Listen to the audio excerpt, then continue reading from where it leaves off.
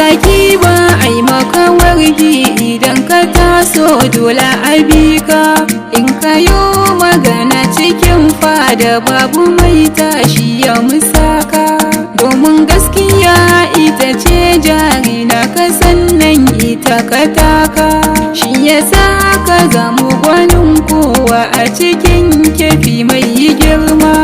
Alaja zamanin ka sarkin kefi bango majingina wajen kowa. Daktacin da ya musa taka da lafiya gaida mai halin girma. A lafiya baya kai ke goya marayu har da masu ubama.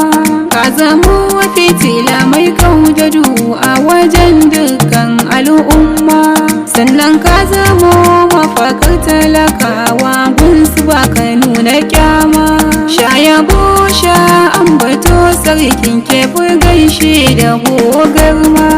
Alaja zamanin ka sarkin kefi bango majingina wajen kowa. Daktacin da ya musa taka da lafiya gaida mai halin girma. Ni da maza sarkin kefi hamshaki ba kai shiri da masu cuta.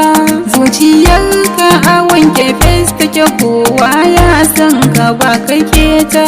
Gun tausan jama'a da yin taimako wajen su kana bajinta.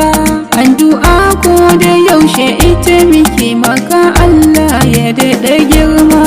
Alaja zamanin ka sarkin kefi bango majingina wajen kowa. Daktacin da ya musa taka da lafiya gaida mai halin girma. Ya fata huga sarkin kefi nan kara buɗe masa ƙofofi, ya zamo gagara gayya cikin dubu ya wuce masu safi. Ka daɗa masa lafiya Allah a cikin sanyi har zafi.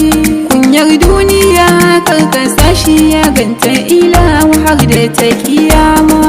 Alaja zamanin ka sarkin kefi bango majingina wajen kowa. Daktacin da ya musa taka da lafiya gaida mai halin girma. Daktacin da ya musa na gaishe ka na ƙara gaishe ka da girma. Al'ummar kifi suna ta yin godiya sun ce na shaida maka suma. Da ka ba masoyin su garkuwan kefi san ba su yin nadama. Ambassador Buratai gwanin jama'a ne mai ƙaunar al'umma. Alaja zamanin ka sarkin kefi bango majingina wajen kowa. Daktacin da ya musa taka da lafiya gaida mai halin girma. Sarkin kefin nasara waka Jamila ta auta nan ta Kaduna. Ni ce na yi waƙar nan dangin kefi sun nuna mini ƙauna. In na je kefi ba sai so su baro na a zauna cikin rana. Shi yasa na yabe ka don hali na ka ne suka koya na girma.